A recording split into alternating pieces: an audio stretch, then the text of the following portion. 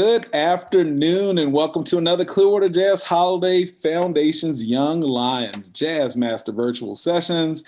We have a special treat for you. I'm your guest host, Michael Canoto, and today's educator is none other than Austin Vickrey. And the topic is Rhythmic Vocabulary, How to Develop Rhythm and Feel in Your Improvisation. This is going to be awesome. I'm excited. And just a reminder to all our listeners out there or anyone that chimes in, if you have questions, we love questions. Go ahead and type them in that chat. And we'll try to reserve some time at the end so Austin can answer any questions for you. Hopefully you have your horn today or you're taking some notes. Of course, this will be recorded, and you can always check out our free upcoming sessions at our website, www.clearwaterjazz.com/education. And don't forget, we love to hear back from our listeners. So if you have a future topic suggestion or you just want to tell us, what we're doing great over here, email us at info@clearwaterjazz.com. And we want to thank everyone, especially our sponsors. Be sure to check out the studio archive of past video sessions at clearwaterjazz.com education outreach section. And that is brought to you by our friends over there, Blue Water Wealth Management at Stewart Partners and Duke Energy. And don't forget about the Young Lion podcast, wherever you stream. That's brought to you by our friends at Marine Max Clearwater. And you can just search anywhere that you stream, search Young Lions Jazz Master Virtual Session. So some of Austin's past sessions, I know you've enjoyed them like I have. Here's a couple just to name a few. Baritone sax basics. How to incorporate bebop into your improvisation, how to navigate chord changes, extended techniques for saxophone. I think he really likes the saxophone. He also did a couple of the I Love About series. So go back and listen to the one on Charlie Parker, Paul Desmond, Phil Wood, Stan Getz, Chris Potter. Listen to all those great names. So they were awesome sessions. And just to tell a little bit about Austin before we get started, he's a saxophonist, of course, woodwind specialist, composer, arranger, and music educator who currently resides in none other than St. Petersburg, Florida. He was born and raised in Utah. That's right, Utah. Austin developed a love for music at a young age and was awarded the Louis Armstrong Jazz Award upon graduating high school. He holds his bachelor's in music and saxophone performance from the University of Utah. That was in 2000. And he holds a master's in music and jazz studies from the University of Cincinnati College Conservatory of Music. So great resume.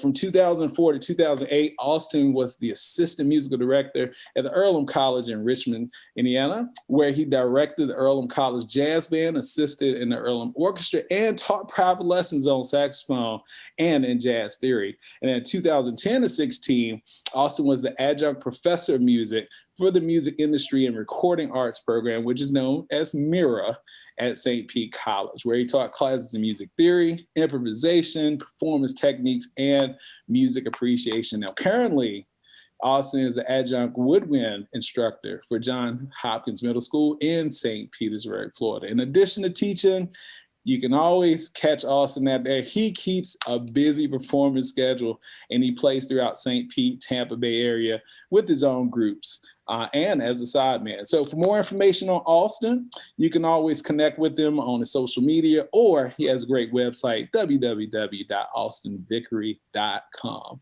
So with no further delay, the man of the hour, the professor, Austin Vickrey, the stage is all yours.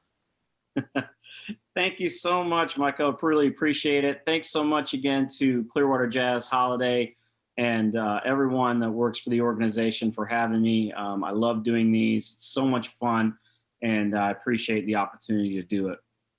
All right, so today's masterclass is going to be about how to develop rhythmic vocabulary. And I also mentioned talking about feel and style, and I'm going to touch on that a little bit, but the bulk of this masterclass is going to be talking about what rhythms can we play.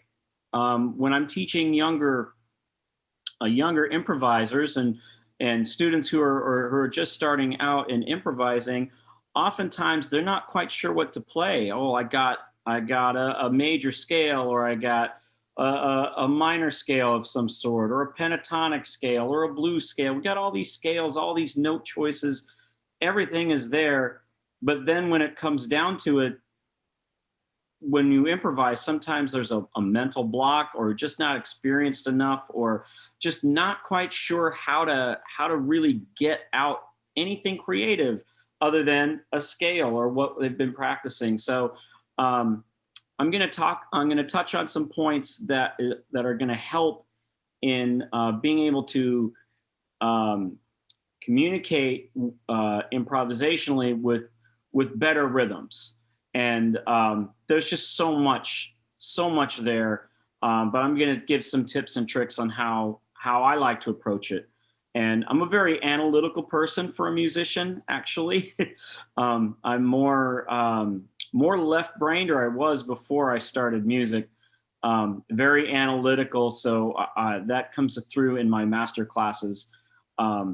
So we'll dig pretty deep in some of this stuff. All right, so I am going to share my screen. There's going to be a PDF of the Keynote / PowerPoint that I'm going to use. I love using these for my sessions. So whatever you see on the screen in terms of PowerPoint type stuff, it will be available on the clearwaterjazz.com website. Just go clearwaterjazz.com/education. And then once it's got it up there, it'll probably be a little bit, but you can access the past session and access that material if you're coming back and watching this either for a second time or for the first time and not catching the live. All right, so let me see. I'm going to go ahead and share my screen, and we're going to jump into it. There we go. Let's see, and I'm going to collapse the windows because I always want to look at my thumbnail picture instead of the actual thing. I get distracted. I don't know if that's, I can't focus on watching the green light.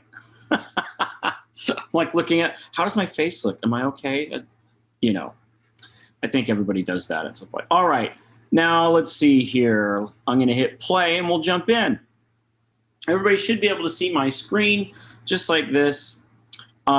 Rhythmic vocabulary, how to develop rhythm and feel in your improvisations, created for Clearwater Jazz Holiday Jazz Master Virtual Sessions by me. All right, here we go. Before we start jumping in, let's define some terms. I like to kind of define what we're talking about here. And a lot of people know what rhythm is intuitively, but maybe not know how to actually describe it or a real definition of it. So I went ahead and looked it up. Rhythm is the systematic arrangement of musical sounds, principally according to duration and periodic stress. That's from the Oxford Dictionary. It sounds pretty complicated. It's really not. Other optional definitions I like to use, and I would use this in my college classes to simplify it, it's music's patterns and actions over time. That's really all rhythm is. We can have a regular rhythm, something that reoccurs very steady, like we can talk about the pulse. Right? There's a pulse there. I'm just creating a pulse. It's happening in very specific intervals, equal distance. You know, I could set it to like, say, like a second hand, like 60 seconds, and we could go, you know, one second, or snap it once every second, and that is a rhythm, or a pulse, or a beat.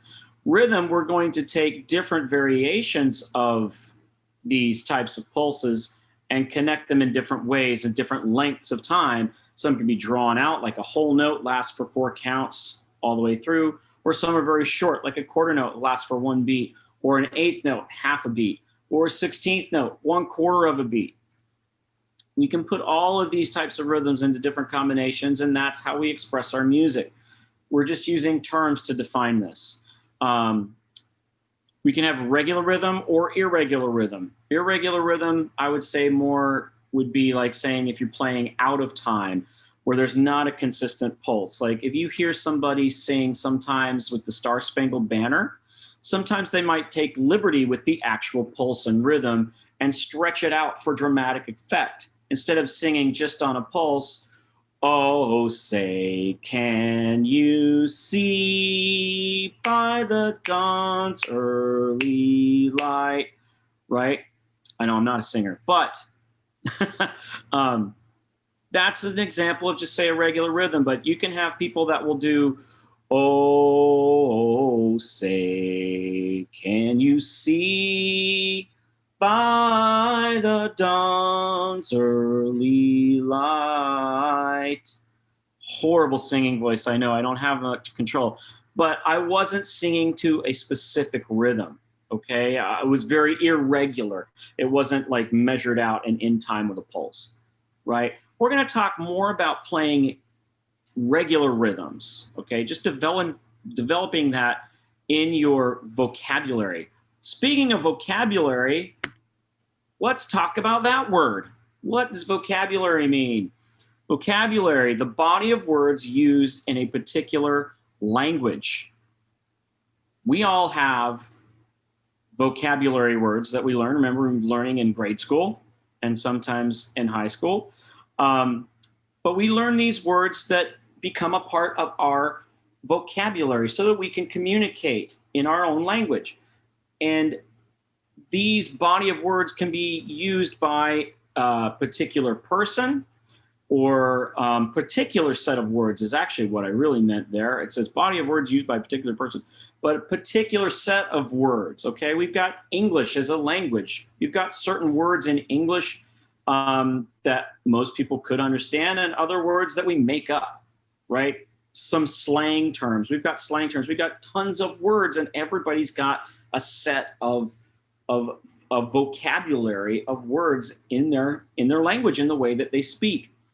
Words used in a particular occasion or in a particular sphere of thought, right? So some words I'm going to use when we're talking about music. Words exclusive to music vocabulary: accent, rhythm, dynamic, jazz, licks, scales, those kinds of things, right? And then there's other vocabulary in different lines of work. There's other terms there too. So we're going to focus more specifically, obviously, on music. Now, let's put that in terms of what we're talking about for this masterclass: rhythmic vocabulary. A rhythmic vocabulary, the body of, this is how I would define it, the body of various rhythms used by a particular musician in particular styles. Okay, so rhythmic possibilities can be nearly endless. It's quite crazy. There's so many things you can do and so many different ways you can vary your rhythms, right? It's just, it seems, the world is huge. The rhythmic world is enormous, okay? But you need time to develop your rhythmic language, right? We start off when we're starting off reading music or learning music, we start with simpler length values, like a quarter note that lasts a beat, or a half note, or an eighth note, or a whole note, right? We start simply, and then we start to put them together in different ways, and we start to get an idea of how this works as a language rhythmically. And now I'm not talking about actual note and pitches, okay? That's a separate thing. And that also comes into play in your improvisation. But again, we're going to focus primarily on rhythm vocabulary and not necessarily talking about specific notes or chords. One's bank of rhythmic knowledge can vary greatly from from musician to musician and from style to style of music. So you've got, just look at two contrasting saxophone players. I can look at Paul Desmond on one hand, and then I can look at Charlie Parker on the other. And they are vastly different in the vocabulary that they use. Some are similar, and there's differences in sound and pitch and note choices and all of that. But their overall playing is very, very different, and their style is very, very different. So each musician, including you, musician out there watching, okay, you're going to have your own way to voice this, and you're going to pick that up by listening to others do it first. That's how we learn, right? Rhythm gives context and interest to your note choices for improvisations and compositions. So, you know, I don't know how many master classes I've been to where we're talking with somebody, you know, really well known in the jazz world, and you know, students are asking questions about licks and how do you come up with these lines and all of this stuff. And I think something gets a little bit lost there, where the focus is so much more on the note choice than it is on the rhythm and how the rhythm is played. Because if you don't have rhythm, it doesn't matter what you play. I will hear, and I don't want to try to be mean, but I will hear younger improvisers come up and just try to have all of these notes and try to fit them all in because they're thinking of a scale, or they're thinking of they've got an agenda. And sometimes when you have an agenda when you're improvising, whether you're sitting in or performing, it doesn't come out as well. It feels forced and it doesn't feel necessarily natural. We want it to flow naturally, right? Just like when we speak, we want the words to flow naturally. So we want the rhythms to flow naturally. So the lack of really solid rhythm is what I hear when I hear players like that. And it just kind of sounds like they're kind of meandering around a key center, not really focused on exactly how to get these notes out and arrange them in the way that sound rhythmically interesting, that's going to give a bite and actually communicate a line of, see, now I'm struggling with my words, that communicate a very clear and solid improvisational line or melodic line. We want to be melodic when we improvise. So I'm going to try to give some options for how to develop that today. Let's keep going. So here are some ways that you can develop your vocabulary. And you notice I put up top transcriptions. Transcriptions. That can be a controversial topic for some, but I'm going to explain how to use transcriptions. And I'm going to give you a very, very clear example of how you can take a transcription or part of a transcription and extrapolate the rhythm and create new things so that you can really get a hold of a rhythm. Learning melodies. This is a very clearly obvious one for those of us in the jazz world. We learn these melodies, these jazz standards, these American songbook songs, jazz heads, blues heads. We learn all these melodies. These are great sources for learning rhythm and developing your rhythmic vocabulary. I'm going to show you how to take the rhythm out, right? And just use that rhythm to create a new melody, right? That's how we're learning it. I'm going to talk a little bit about, I'm looking ahead. Rhythm exercises. I like this part, and I've got some interesting thoughts on this. So I'm excited to share them with you. If you're exposed to rhythms, and a lot of them all the time, you will create that variety so that will bring your improvisations won't be as stale, and you'll be able to create things that are more interesting, okay? Because that's what we want to do. We want to create interesting things. We want to be able to express ourselves clearly and succinctly, but also have some fun and be creative with it. Understanding feel, style, and articulations. So again, I'm going to talk a little bit about the feel and style. I'm going to kind of save a lot of this for next week, and I'm going to do a masterclass for talking about playing in the style, developing your saxophone style, all right? And we'll talk a little bit about articulations and how to, the main types of articulations and how to perform them, because those are really, really important in your rhythmic vocabulary. And then always critical listening. I don't even have to write something on that. We can just talk about that. That is just so key. I always put that at the end because that's how you learn. Gotta listen all the time. Have a critical ear. All right, let's jump in. Transcriptions. Actually, I'm going to take a sip of water.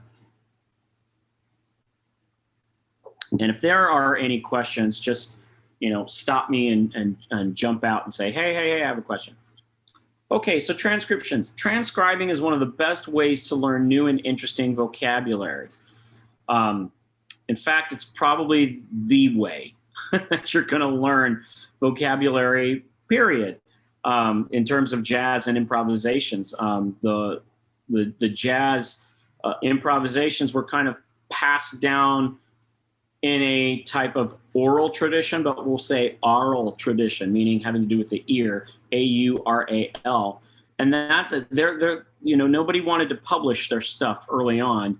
They didn't want people to steal their stuff, but people were stealing anyway.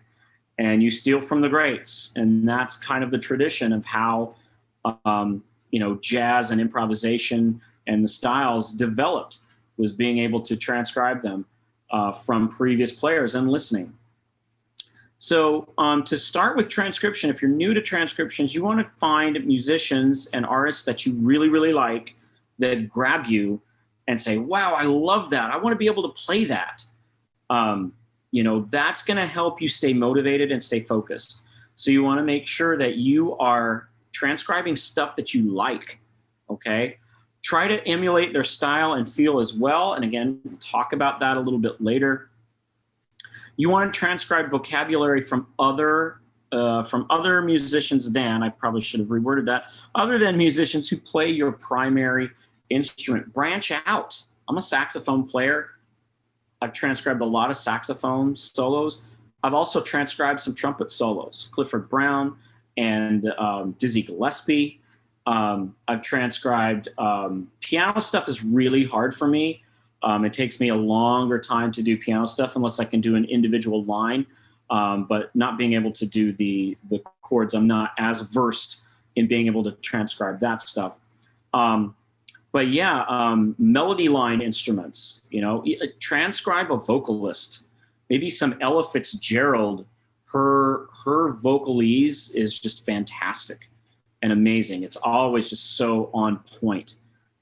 So yeah, find stuff that you like, get out there, search. The world is so much more open now with things that you can stream online and streaming services and being able to purchase from artists' websites. I always encourage, please support, local artists and their albums if you can. Streaming sites don't really pay artists very much in that. But my point is, I didn't want to jump on a different subject, but my point is to check out as much stuff as possible and find the stuff that you like. Find the stuff that you like. Even maybe some stuff you don't like. Maybe ask why. Why don't I like that? What's going on there? I've always tried to have a curious mind about it. If you can find out why you don't like it, then you can justify it. So anyway, I tend to get off topic. Let's keep going. I think it's important to want to transcribe something so that you like. All right, let's keep going. Most transcriptions, I missed the S, most transcriptions should be done by ear with your instrument. And I can't say this enough. Sit there with music and with your instrument and try to do it by ear first. That's how you're going to really internalize it, because you're practicing, you're exercising that part of your brain that's engaging with the music at the same time. If you're learning from a book or a book of transcriptions, there's nothing wrong with I have several books of transcriptions behind that door and right here from my last master class, but you have to know how to use them. If you're just reading them and not really listening to how the artist is performing, then you're not going to get the most out of those transcriptions. Plus, you might not actually incorporate it intuitively as quickly into your playing. You want the stuff to seep into your brain so that when you're in the zone playing, or something that happens with us, we go to a different mind state where we can just try to come up with stuff off the top of our head and it just flows. It's just like talking. Like right now, I didn't think out what I was going to say. I just have this guide in front of me, right? I'm not thinking about the actual words that are coming out of my mouth. It just happens. We have these thoughts and they come out. So we want our playing to sound just like that, very organic. And the only way to do it is to be exposed to more rhythms and do transcriptions and find out what other artists have done. After having learned the transcription or partial transcription, maybe it's just a bar. Maybe you like what you like what Curtis Fuller did on Blue Train, and you're like, whoa, that was awesome. What was that? And it was like maybe like 4 seconds long, right? It was just a little snippet. Take a little snippet. Start small, right? Don't try to transcribe the whole solo if you've never done transcription before. Start small, right? After having learned the transcription or partial transcription, attempt to write it down. I like to do this, writing it down after the fact. After I've learned something really well, where I've conceptualized it and I've internalized it a lot and I've played it a lot on my instrument, I'm going to write it down. If you're not sure on how to write music and what to use and all that, it takes practice. I can help with that. If you want to reach out to me through my website, I can definitely help with that. I love teaching that. There are some great resources I can give you to learn how to write and transcribe your music into actual music. But I like to keep a copy of my transcriptions just so I can go back and reference it and maybe take a little bit more time in analyzing it. But that's just me. I really highly encourage writing it down. It's good practice. It keeps you sharp, and it keeps you really honest about the rhythms that you're trying to write down. Remember that improvisational ideas should flow naturally. We touched on this just briefly a moment ago. Methodical practice of ideas and vocabulary will naturally seep into your playing over time. And I want to stress this, over time. It's not going to happen overnight, okay? You're not going to like transcribe the one thing and then 3 days later you're going up to, you transcribe this really cool Michael Brecker lick, and then you go to the jam session down the street and you try to play it and it doesn't come out right, or it's weird, or you can't remember it, or you mess it up somehow. I had an instructor in Cincinnati I studied with, Rick Van Meter, fantastic saxophonist and educator. He basically told me, and I believe it's true, and I'm sure there's studies out there, but to really have a piece of vocabulary or a lick or a pattern come out naturally in your improvisations where you're not constantly thinking about it and it just kind of comes up, it takes a solid 3 months of practice on it. So you want to make sure that you're consistent in what you're practicing. Visit your transcription often. You're not going to really learn a lot from it if you just transcribe it and then leave it, right? You've got to memorize it and internalize it. Play it over and over and over again. It's just like learning a jazz standard or a jazz melody or chords. You've got to do it over and over and over and over again as a drill, as prep. I have to brush up on my jazz standards melodies all the time, because if I'm not, I'm going to forget them. Even ones I learned for years from the beginnings, if I'm not playing it, some of them might stick pretty well once you got them going. But if you're not practicing them, they can leave you. So you want to make sure that you're keeping up with it. Transcribe multiple styles of music. Don't just transcribe swing or bebop. Transcribe some funks. Transcribe some rock. I've transcribed some rock saxophone, right? Be versatile. The more styles of music you get exposed to, and the more that you study, the more versatile of a player you become. And you can get more work that way if you're a working player. I get to play a ton of stuff that's not just jazz, but I make a lot of money doing that. People will hire me for a smooth jazz gig maybe, or maybe I'll get hired to play a rock thing, or say, hey, can you play that sax solo Can you play that sax solo from, what is it, a Bill Medley tune, I've Had the Time of My Life? You remember that from Dirty Dancing, if anybody's seen that? I'm dating myself here, okay? But yeah, I can play that solo, and I can play it in the style with all that stuff. And when I play that for like wedding gigs, people go nuts. They love it. So, you know, the more styles of music you study, the more versatile of a player you are, which leads to more gigs. But you can also incorporate other styles into your personal style. And I'm not just talking about rock. So you can listen to, you know, Eastern Indian music. You can listen to, let's see, what else? What other types of world music of some sort? South African music or Andean music from the Andes in South America. There's tons of stuff out there. So be adventurous. Check out a lot of stuff. All right. Okay. Now let's get more specific.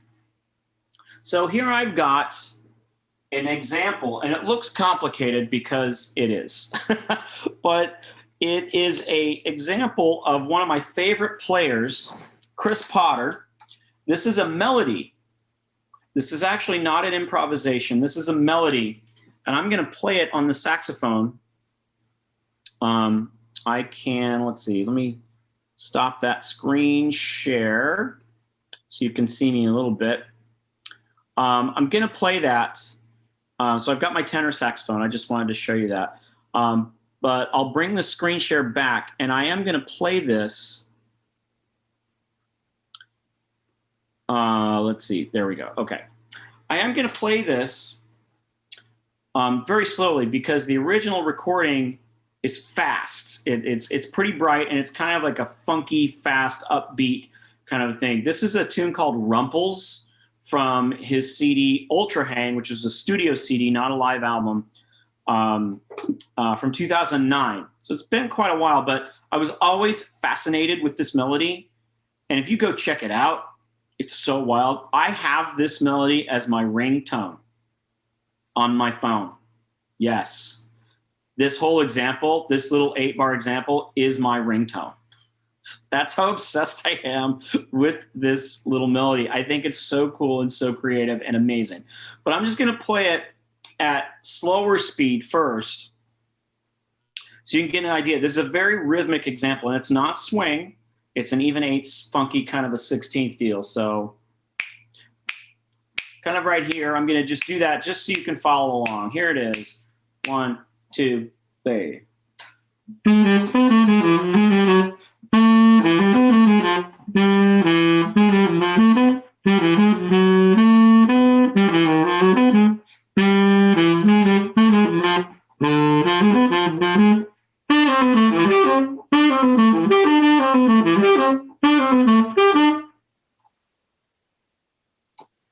Now, what do you think of that melody? It's so wild. It's so crazy. And you hear it in the context, you get this, the drummers going, and so if I can play it, it's like,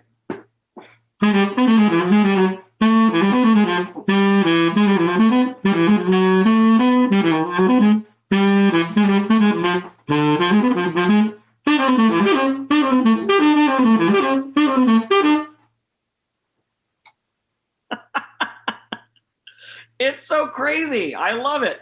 That's only 1/4 of the melody, by the way. It goes on, and it's just so crazy. There's so much going on in it to unpack, but we're only, thankfully, we're only going to talk about the rhythm. I'm going to collapse the windows again because I keep looking at myself. All right. I'm going to keep this, I'm not going to play the full screen because I think it's a little harder to navigate. So I'm just going to go like this. So here's what we did, or I did. First 4 measures, I extrapolated the rhythm only. Just the rhythm. I took out all the pitch, put it on one pitch, I put it on B, and this is all for tenor saxophone. It doesn't matter what you do. You can put it on any note you want. So now we've got just the rhythm. We're isolating the rhythm only. First 4 bars reduced to rhythm only on a random pitch. By taking the focus off the pitches, we are able to concentrate and see the rhythm behind the line. So now I'm going to go ahead and play it. I'm not sure if you can see me here, but I'm going to play it with just the rhythm on the beat. So here's how that, and again, I'm not going to play it full speed, but 1, 2, 1.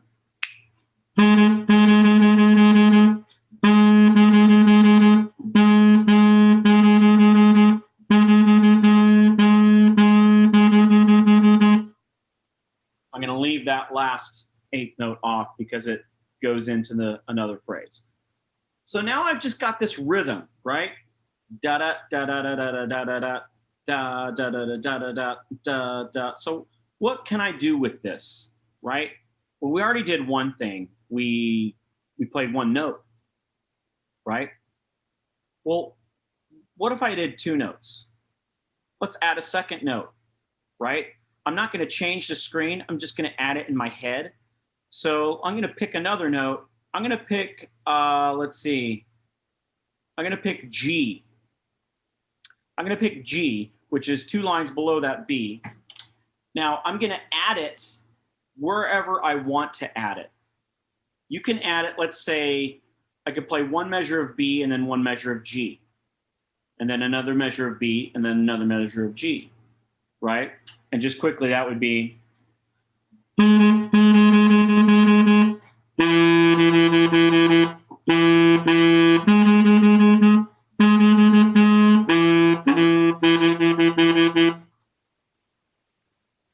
Right, so I'm only using 2 notes there. Now what? Well, logically, in my brain, let's go with 3, right? I'm not going to demonstrate all of it, but do you see what I'm getting at, right? I'm just focusing on the rhythm, but I'm slowly adding in different notes to vary it so I can really kind of work the rhythm out and get used to playing that rhythm with different notes and my technique and changing pitch up and down. Now, once you've done that a little bit, here's where I would go with this. What else can I do with this rhythm that is not the melody to Chris Potter's Rumples? Well, I can compose my own melody, and that's exactly what I've done right here, is I made my own melody with just this little rhythm. Isn't that cool? So now it says down below, use the framework of a scale or key you like to create a new melody or phrase. So this instance, I decided to choose A minor. So I'm using the scale of A minor, or the sound of A minor. You can see I've got the F sharp there. Those of you theory nerds, I'm going to use the Dorian type of scale, but I've also got an E flat, and the E flat's kind of bluesy. That implies a little minor pentatonic, but you know, I've done some creative things, but I'm sticking to that A minor sound, and that A minor sound is.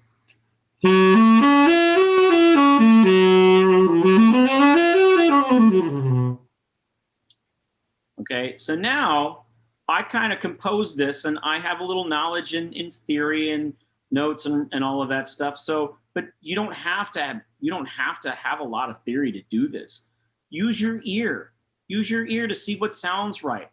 Okay, so now here's this nice little melody that I composed using the rhythm of another tune. So here we go, and we're centering in on the key of A minor. 1, 2, 3, and.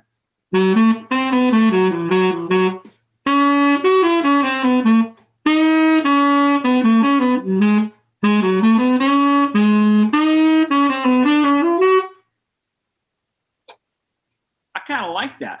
Now there might be some things, maybe if I go back and I go, ooh, maybe I don't like this one, but I like that first one. That's a really cool little lick. That's a nice little minor bluesy kind of thing.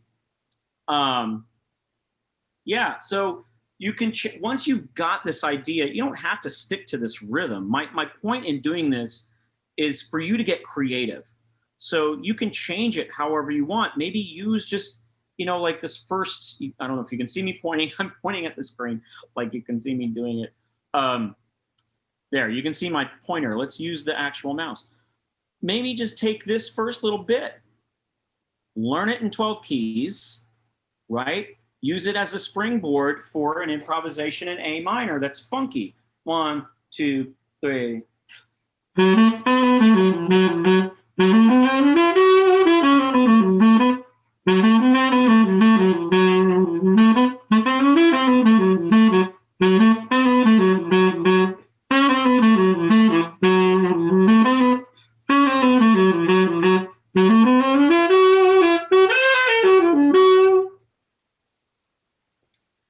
So you can hear me developing that a little bit and just focusing on that little idea and kind of using it as a springboard for other ideas. And then I even came back to that melody again in my little experimental improvisation just to get it back in my head. Maybe I got another idea with it. I could use it as a connector to some other ideas. So that's kind of where I'm going with this. It's a way to take something that you learn in one way, meaning the melody of that Chris Potter tune, and put it in something that you're more familiar with or something that sounds good for you, like another context is basically what I'm trying to say. You know, I could come up with something else that's not even on a key, like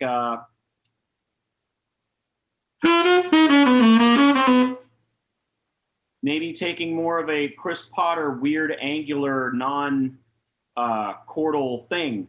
You know, just experiment. That's what's fun about this is you can sit and experiment. There's hundreds of thousands of combinations you can do. So that I like doing that kind of stuff. It gets me thinking outside of my typical box. It gets me developing new things. So, you know, think about ways that you can do that with stuff you already know. Use melodies. Do the same thing with melodies. We're going to talk about that. Now, here's one other thing. This is a 16th note funky thing, right? Hey, Austin, we had a question that came in. Sorry to interrupt you. Oh, please. Okay, the question was, why is it important to learn, say, one of these riffs in every key? We noticed that you mentioned, you know, he's a springboard for other things. So what's the importance of learning in different keys when maybe, you know, we only play in certain ones? I mean, what's so important about that?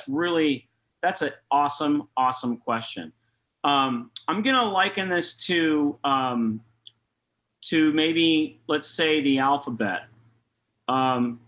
What's so important about learning all 26 letters of the alphabet? You know what I mean?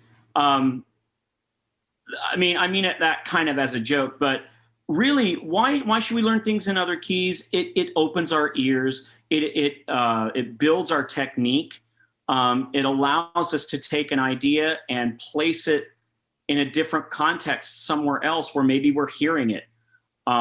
It's just good musicianship as a jazz person, as an improviser, to be able to play things very quickly, come up with things on the fly, and be able to express them with the least amount of thought and work possible. Well, I shouldn't say least amount of thought, but I hope you understand what I'm getting at. To be able to take something and just put it out there effortlessly and make it still sound really, really good. So, you know, we, as an educator, I'm telling all my students, you know, learn your scales in 12 keys. Why? We only play in like 4 or 5 really all the time. Well, if you're in the jazz world, that's not true. You could be playing in other keys. Plus, playing in a very strange or outside key from what the original is. Let's say I'm working with a vocalist who sings "I've Got Rhythm" in G flat. Well, guess what? I got to learn how to play rhythm changes in G flat. Do we play rhythm changes in G flat on jam sessions? No, I'm always playing it in B flat. But there are jam sessions out there that will test you and challenge you, especially in the upper professionals up there in New York or Chicago or any other large metropolitan city where there's a ton of those cats there. They are going to test you. They sometimes will do that for fun. Like if it's your first time, it might even test you and say, "Hey, you know this tune?" And you might say, "Oh yeah, I know that." Okay, well, we're going to play it in F sharp. Uh-oh, really? Yeah, let's go. 1, 2. You see what I'm saying? So it's just part of learning to be a good musician and a good jazz musician, a good improviser. That's why we do things in all keys. I mean, there's other reasons, I'm sure, but to me, off the top of my head, that's what I would say. So it's an important developer of technique. I want to be able to play everything that I can on this saxophone when I want to play it. I want to have command of my instrument. And I'll go back to Chris Potter. We're going to circle around because I have a couple of master classes from him. And basically when people talk to him and ask him questions about what do you do? How do you practice? He's like, look, I practice everything in every key, in every possible way that I can think about it or rearrange it. That's it. That's it. That speaks to me a lot. Like, wow, that's incredible. You know, and he would do examples of how to take, you know, a 4-note grouping and change it all around and do creative things with it. It opens up your creativity. It's good for your technique. It's good for your ear. I guess I'm trailing off, but I'm starting to repeat myself. But yeah, excellent, excellent question. Thank you for that. Okay, good. Now, with this little thing, I'm going to do something different. This is a 16th note-y, funky kind of a passage. Well, what if we want to do something in swing? I'm going to apply this same rhythm to swing or jazz. So look what I did. I changed the notes from 16ths to 8ths. I basically halved all the note values, or doubled them, doubled the note values, which means I doubled my bars. It's still the same 4-bar phrase rhythm. I've just reframed it to make it the first 8 bars of something that's got chord changes, right? Reduced note values by half. I think what I meant is doubled them to make them longer. But yeah, that might be a misnomer on my part. It creates an 8-bar phrase. I used a different harmonic context. So I'm using the first 8 bars of rhythm changes. I got rhythm. And this is, of course, for tenor saxophone reading key. So it's for a B-flat tenor saxophone, but you could transpose it if you were a keyboard player or another instrument. Note some rhythms here may not lie stylistically correct or might not sound super great because that line was originally a funky 16th note, straight 8ths, even, you know, up and down feel. So you can just feel free to tweak it to match the style. Now, I haven't tweaked it. I just literally transposed the rhythm into the longer note values to make it more of a swing thing. So I got rhythm. Here's the chord changes with it. Let's see. Well, I'm not going to play the chord changes, but I'm going to play the tune. And you should probably be able to hear the chord changes as I go. We'll go right here. A 1, a 2, a 1, 2, 3.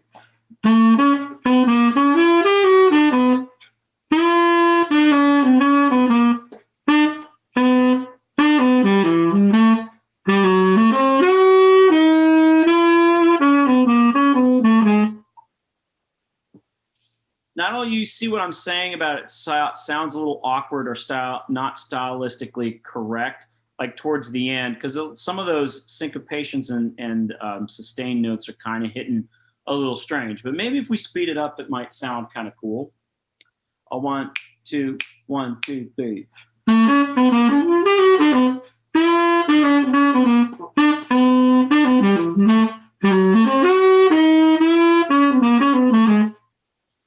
Maybe that last little part, do-ba-da, is kind of dated, but, you know, it just depends on your style. But yeah, now I've got something, you know, I've constructed a solo using a rhythm from somebody else's composition to create a new melody.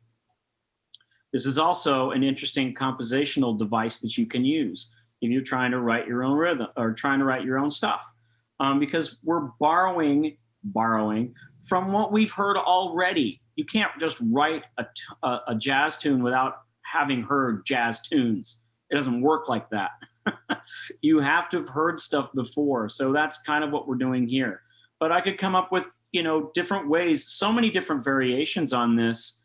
It could be to something like all the things you are, or maybe I don't like the rhythm like this, but I like some of it. I'll change the rhythm to fit what my brain is hearing or what my intuition says if I play through it enough. Maybe change something and make it sound, I don't know, a little bit more interesting and not so kind of heavy-handed, and because it does come from that even eighths kind of a feel. But that's what I'm getting at here. I hope everybody's understanding that. But you know, again, I took kind of a complex example because it was very easy to grab for me, very quick. But you can do this with melodies. You can do this with simple stuff. You can do this with, you know, a simple melodies like Happy Birthday, Three Blind Mice. And I would start there. You know, if you're not used to doing that, start there. Start with those rhythms and just transcribe the rhythm of something and play with it, mess with it, you know, change it around, get creative, force yourself to be creative. There's a transcription part. Learning melodies. A good melody is full of great rhythmic vocabulary. Learning to quote melodies in your improvisations can be fun and attention grabbing. So again, start with simple melodies like Happy Birthday to You, Three Blind Mice. Like if we did Happy Birthday, we'd just play Happy Birthday real quick and then I can come up with something else.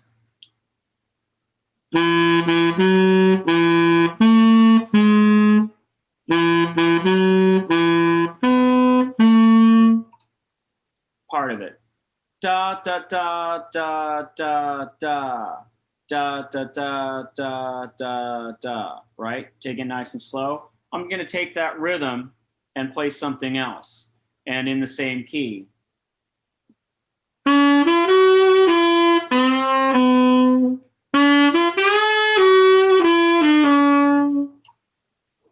Now I varied it at the end a little bit. Do da da. I added a little extra, but that's okay. You can totally do that, right? That's the beauty of it. I used my intuition.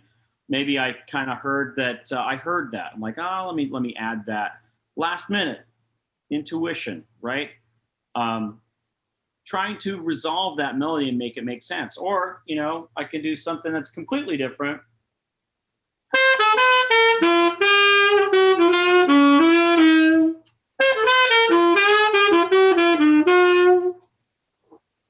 I'm messing around and I'm not trying to be funny. I'm just experimenting, right? And I think that's the key. Experiment, spend time with your instrument.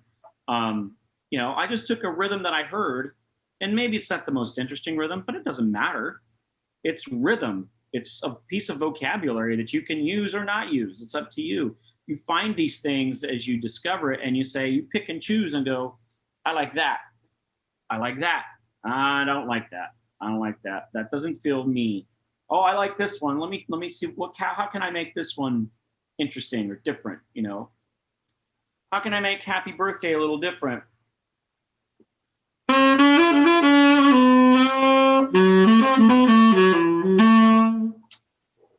There's a variation on it, right? It's not the exact rhythm, but it's a little different, slightly different. I added a couple of more pulses, a little more eighth notes going on, right?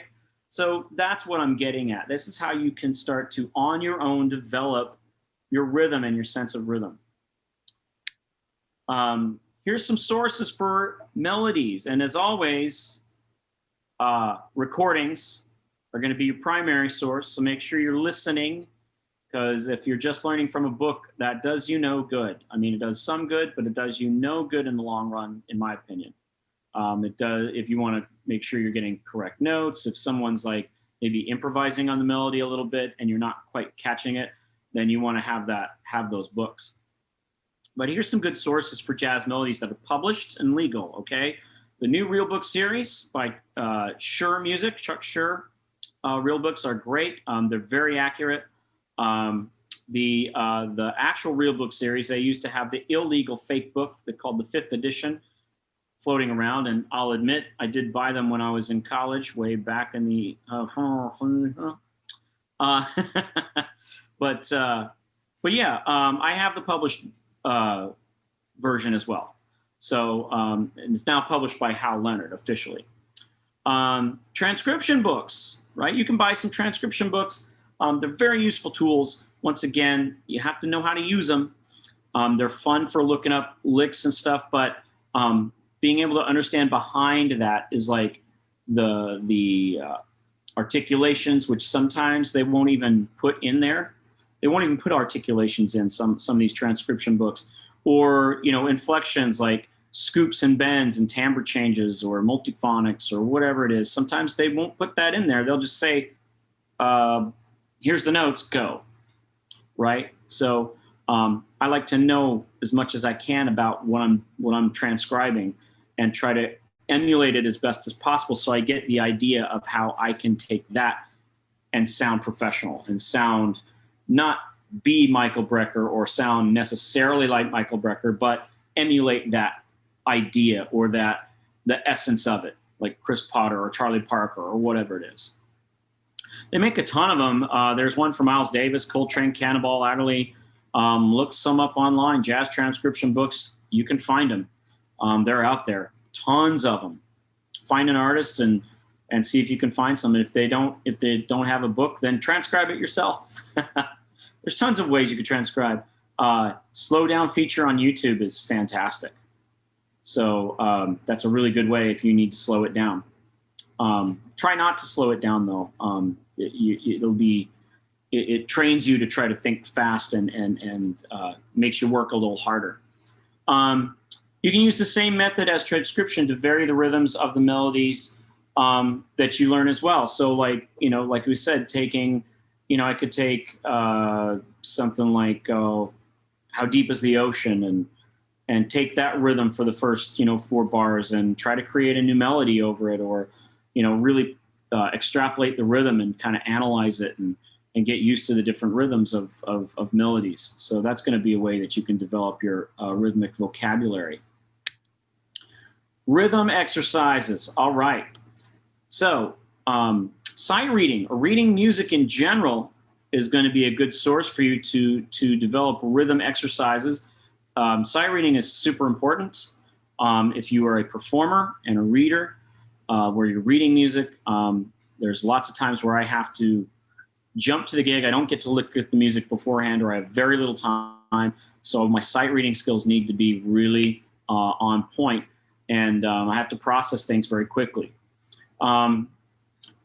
Recognizing typical rhythms and phrases that are idiomatic to the style you are playing. So this is important. You start to learn what types of rhythms or phrases that are specific for swing or blues or something in a minor key maybe, or something in Latin jazz type of stuff. You pick up different typical rhythms. And there's like a phrase, like, a bebop phrase, like a Charlie Parker phrase.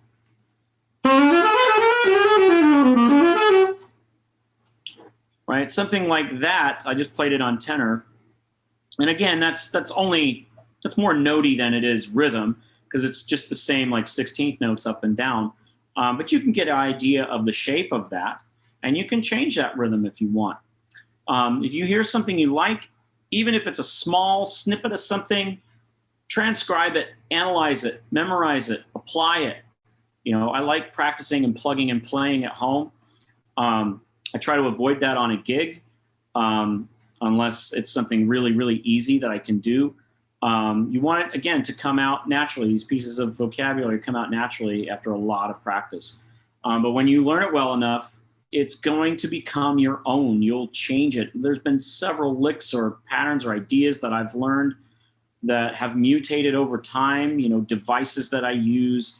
There's certain approaches or certain ways I start out playing on certain tunes that have changed over the years, and they continue to change and evolve. And it's interesting and it's fun. And it just adds to your bag of tricks, as I like to call them. Create your own exercises. And this is where I want to touch on it real quick. Austin's rhythm exercises, part 1. Start with a full measure of 8th notes played in the swing style. Stick to one pitch at first. Practice playing the swing 8th notes over I missed the D, over and over at a comfortable tempo. Use a metronome. So here's an idea of that. Eighth notes. 1, 2, 3.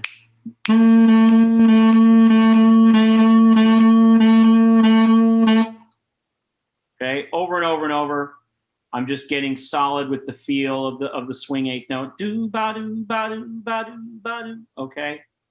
Now, here's what I like to do, and I've come up with this idea, and it's not entirely mine, but I got the idea from my master's degree jazz combo teacher, Phil DeGreg. But step 1, remove 1/8 note from the measure of eighth notes. So for example, remove the downbeat of 1/8 note, but keep the upbeat of 1. Step 2, practice the new rhythm over and over at a comfortable tempo. So we'll stop there. Let's practice that. So if I've got one measure of eighth notes, do ba do ba do ba do ba, and I take away beat 1 only, I get this. Da do ba do ba do ba. Ba do ba do ba do ba. Ba do ba do ba do ba. It's a brand new rhythm. Isn't that great? And it sounds different. Ba do ba do ba do ba ba do ba. How many jazz phrases you know have that rhythm in them? Tons, right? Okay. Step 3. So now you've practiced that a bit. Replace the eighth note on beat 1. Now remove beat 2, downbeat of beat 2, and repeat the process. So here's what that sounds like. 1, 2, 3.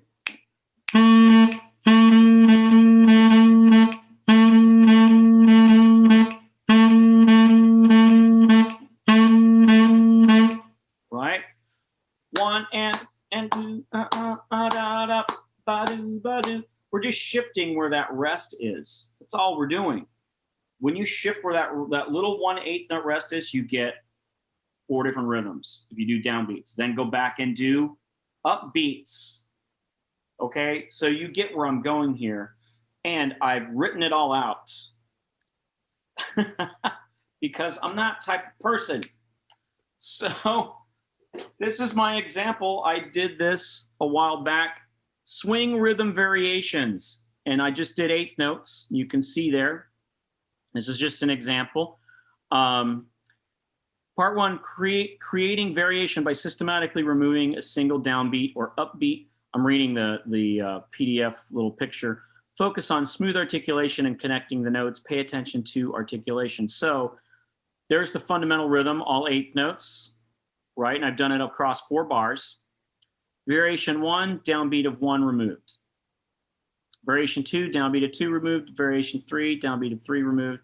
Variation 4, downbeat of 4 removed. And then I take out the upbeat. So I get 8 variations already on one particular rhythm. Now, you can guess where this goes, but I started combining on the next page, which I won't show, but I'll alternate measures. So we'll put variation 1, one of the measures, and then variation 2 next to it, after it. So if I play one measure of variation 1 and one measure of variation 2, here's what I get. 1, 2, 3, 4.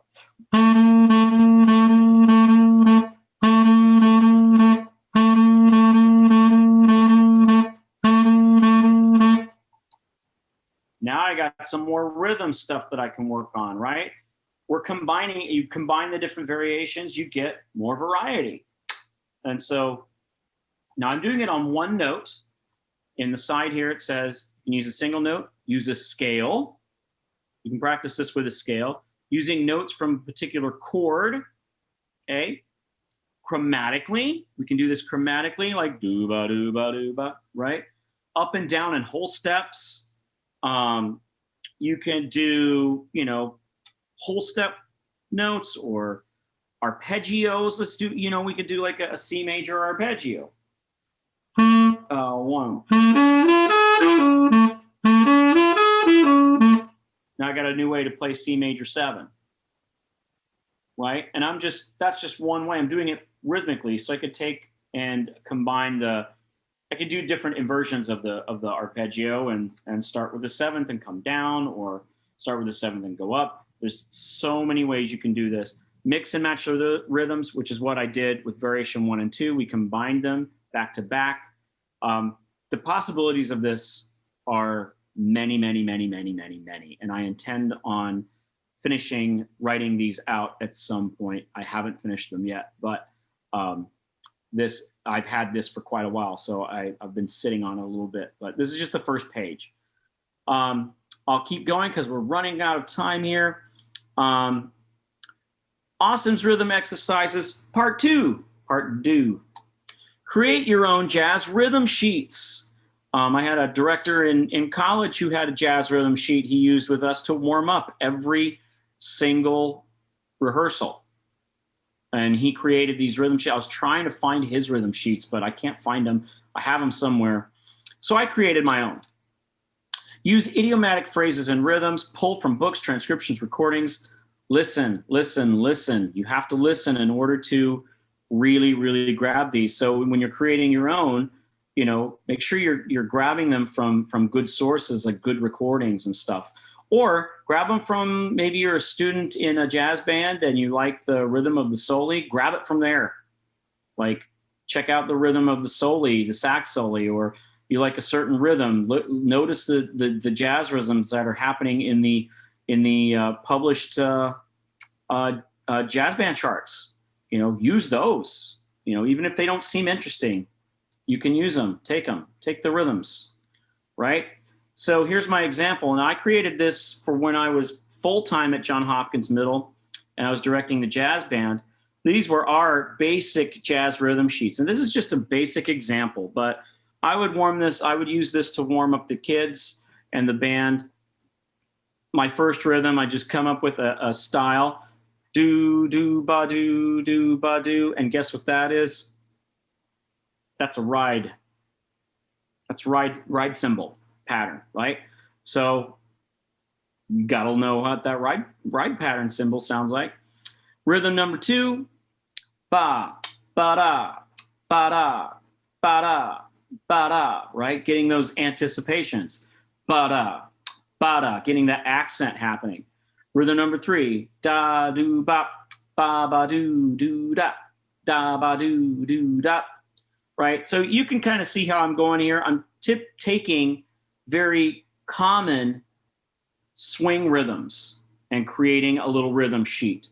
Again, I did this for my middle school kids. You can do it as complicated as you want. You can be as simple as you want. I recommend starting simple and then getting more complicated as you go. And I'm going to mention this real quick before we do go. I am going to talk about these articulations up here on this little sheet. This is just one rhythm sheet. I have quite a few for my middle school kids. All right, feel and style. I'm going to touch on this a little briefly. We're almost done. It's important to thoroughly study the feel and style of the music you're trying to improvise with. I could have worded that sentence a little bit better, but I didn't, so there it is. Swing style, so playing in time versus playing behind the beat. Go and listen to, and I'm not going to play it now, but a good reference to this is listening to the track, and it's a title track, Tenor Madness. I love to use this in master classes about style and feel and swing. Sonny Rollins and Coltrane. Sonny Rollins is the artist for the Tenor Madness. It's the title track for the album, Tenor Madness. You can find it on YouTube. Go buy the album, though. Coltrane versus Rollins. And if you listen, and Coltrane just happened to be around. And Rollins found him like outside going into the session. Hey, you want to play on this? Oh, sure. Came in and did a take. Coltrane was just, starting to develop his sheets of sound type of stuff. So he's playing a lot of, really fast 16th notes. He's playing very on top of the beat, right in time. But then when you hear Sonny Rollins solo, Sonny Rollins loves to lay back in his style. And it's just, he just plays so much further behind and lays back a lot in his feel and his style. Then at the end of this track's like 12 minutes long, I think. It's pretty long. They start trading back and forth. And you hear Coltrane doing his thing, and then you hear Sonny Rollins, Coltrane, Sonny Rollins. And over time, Sonny Rollins is playing so solid with his feel and time that you start to hear Coltrane play more like Sonny Rollins. And it's really, really, really fascinating. That's how strong of a player and how strong his rhythmic concept was, Sonny Rollins. And that's a very good player to listen to for rhythm and creativity. I could go on, but I'm not going to. But yeah, Sonny Rollins, Coltrane, Tenor Madness. Linear playing versus vertical playing. So linear, I like to use Lester Young as the example for linear playing. That means more melodic and flowing, rhythmic, very rhythmic with Lester Young. Coleman Hawkins, I like to use that example as a type of more vertical playing, and Coltrane style kind of came out of that Hawkins style with, you know, the arpeggiations that Coleman Hawkins would do. Listen to that famous Body and Soul recording from 1939, and you'll know what I'm talking about with Coleman Hawkins. Outlining the harmony and focusing more on arpeggio and outlining harmony, then focusing on linear playing, which is more flowing and rhythmic. You want to make sure that you're learning your inflections, so like how to bend and scoop, growls, timbre changes. And I actually talked about that in my last master class, talking about extended techniques for saxophone. So, you know, in your feel and style, you want to make sure that you're not just learning notes and rhythms when you transcribe, you're learning inflections. You're trying to copy, you're trying to emulate that so that you can get an idea of what it really feels like and sounds like to sound like a professional, you know, jazz artist or whoever artist you're trying to emulate, or the style you're trying to play. Articulations. A lot of transcription books don't include the articulations in them. Some do, and I like that. When I transcribe, I try to transcribe all the articulations too, because that makes a huge difference. I can play a line and just slur everything, or I can, you know, play with articulation.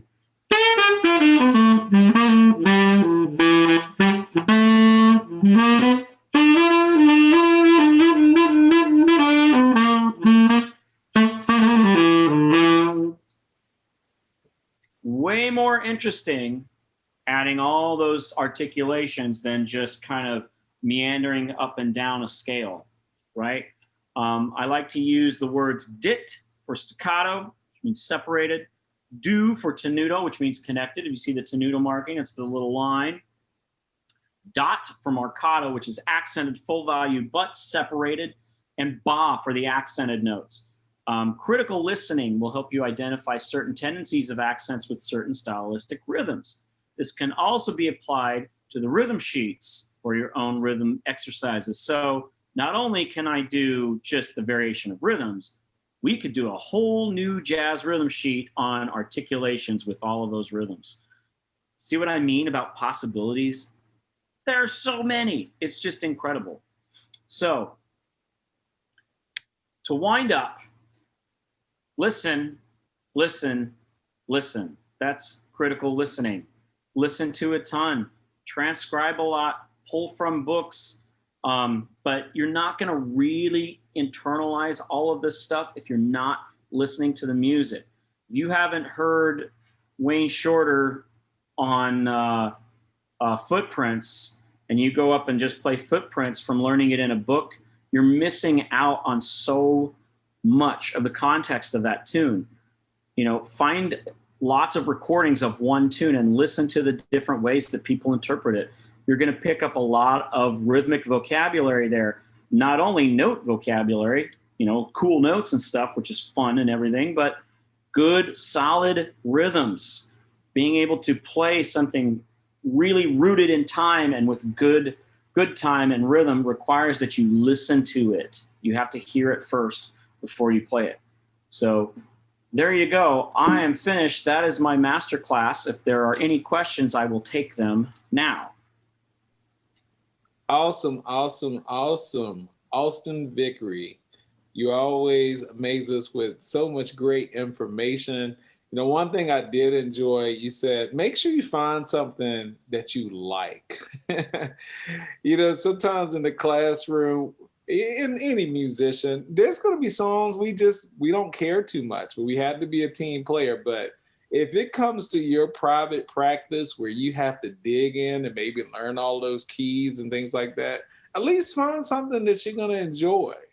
I really appreciate you sharing that. You shared so many resources of maybe slowing things down, different technologies, different artists. You mentioned Chris Potter and, you know, the mastery of what he do. I mean, there was so much action-packed things here that you shared with us. So I hope everyone took notes. And the cool part is you can always go back into our archives and check out these sessions, because if you didn't take notes or if you didn't have your horn out, first of all, shame on you, but you can always go back and check out the sessions at www.clearwaterjazz.com/education.